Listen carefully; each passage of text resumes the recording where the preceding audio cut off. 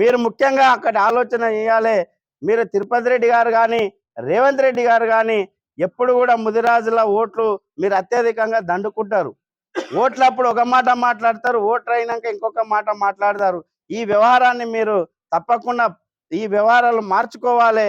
ఈ పద్ధతులు మార్చుకోవాలి.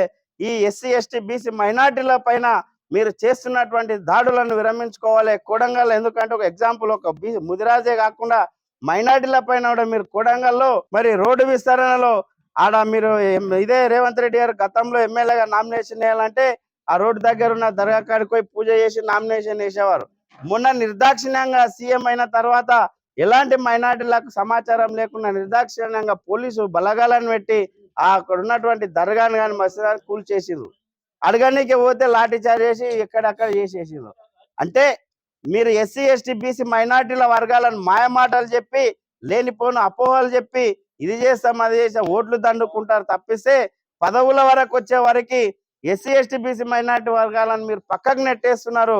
వాళ్ళని కొడంగల్ నియోజకవర్గంలో అడగదొక్కే ప్రయత్నం చేస్తా ఉన్నారు.